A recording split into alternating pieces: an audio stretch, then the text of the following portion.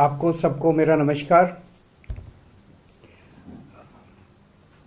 हमारे देश की उम्मीद, हमारे देश का भविष्य हमारे युवा हैं, हमारे बच्चे हैं।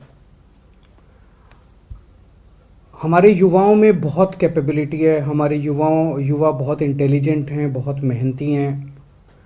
लेकिन हमारे देश का शिक्षा व्यवस्था, हमारे देश की शिक्षा व्यवस्था, हमारे देश का पूरा सिस्टम, पॉलिटिक्स इस तरह की है कि हमारे देश का युवा आज दर दर की ठोकरें खा रहा है। नौकरी ढूंढने के लिए बेरोजगार घूम रहा है। दिल्ली के अंदर हमने बिजनेस का माहौल क्रिएट करने के लिए बहुत सारे कदम उठाए हैं। इस बार का तो पूरा बजट ही एक तरह से दिल्ली में बिजनेस का माहौल क्रिएट करने के लिए, नई ऊर्जा पैदा करने के लिए दिल्ली के बजट में बहुत सारे प्रावधान किए गए। कई सारे मार्केट्स को डेवलप किया जा रहा है, कई सारे दिल्ली बाज़ार बनाया जा रहा है, दिल्ली शॉपिंग फेस्टिवल बनाया जाएगा। उसी तरह से दिल्ली के स्कूलों के अंदर एंटरप्रेन्योरशिप क्लासेस चालू की जा रही हैं। 9वीं से 12वीं क्लास के बच्चों को बिजनेस करना सिखाया जा रहा है। उन्हें छोटा सा सीड कैपिटल दिया जाता है जिससे वो बिजनेस करते हैं। बिजनेस ब्लास्टर्स प्रोग्राम किया जा रहा है और ढेरों बच्चे जो हैं वो अलग अलग छोटे छोटे बिजनेस करना चालू कर रहे हैं।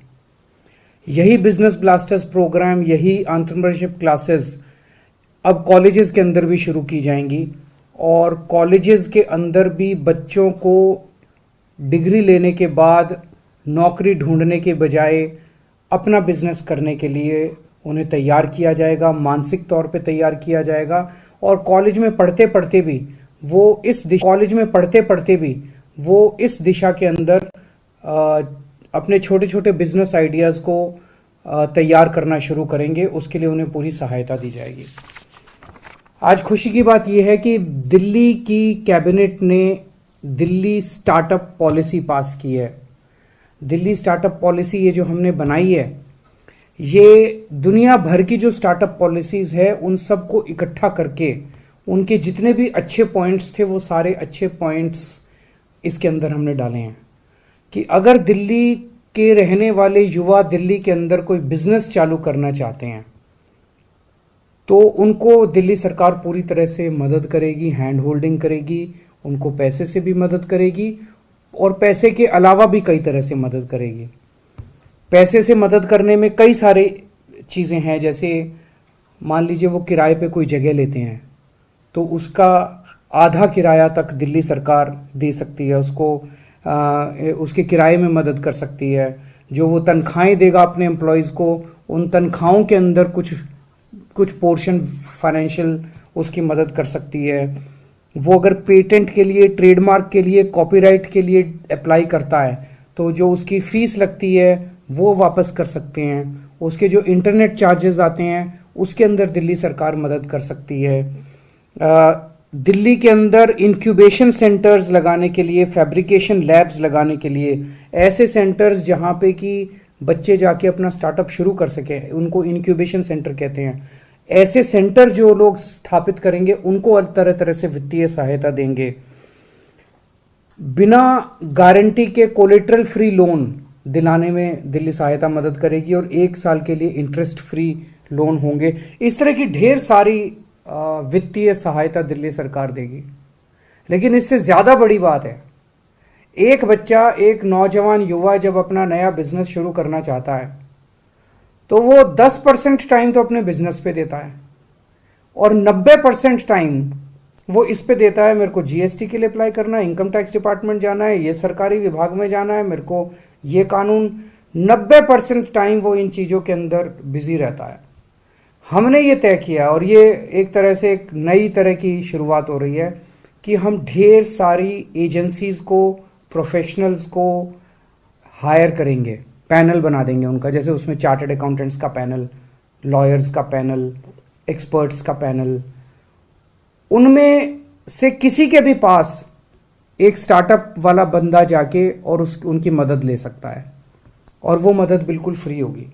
मान लीजिए हमने एक पैनल बनाया चार्टर्ड अकाउंटेंट्स का, तो वो स्टार्टअप वाला जो स्टार्टअप शुरू कर रहा है वो उस उनमें से किसी भी चार्टर्ड अकाउंटेंट के पास जा सकता है, उनसे मदद ले सकता है और वो चार्टर्ड अकाउंटेंट जो भी मदद देगा वो फ्री होगी, इसको दिल्ली सरकार उस चार्टर्ड अकाउंटेंट को पैसा देगी।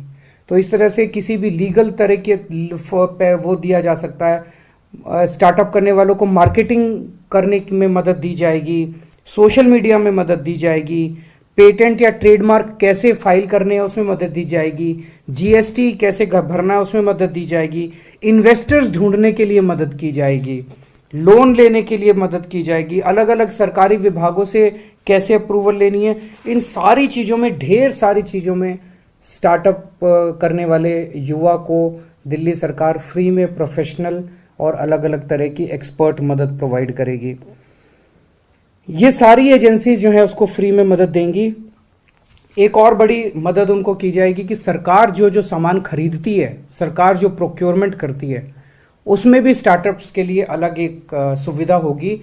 उसमें नॉर्मली जैसे प्रोक्योरमेंट करते हैं हम कोई सामान का, तो हम कहते हैं इतने साल का एक्सपीरियंस होना चाहिए, इतने साल पुरानी कंपनी होनी चाहिए। इन सब चीज़ों में स्टार्टअप के लिए हम ढिलाई कर देंगे, ताकि जो माल के अंदर कोई कॉम्प्रोमाइज़ नहीं होगा, माल की क्वालिटी में कोई कॉम्प्रोमाइज़ नहीं होगा, लेकिन उसके अंदर हम उनको मदद करेंगे।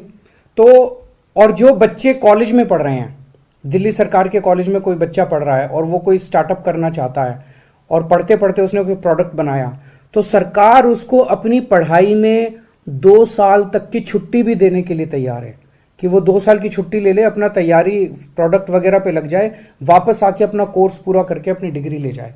तो उस पढ़ते पढ़ते कॉलेज के बच्चों को भी 1 से 2 साल तक की छुट्टी लेने की इजाज़त दी जाएगी। इसका प्रोसीजर ये होगा कि एक टास्क फोर्स बनाई जा रही है, 20 लोगों की टास्क फोर्स। उसमें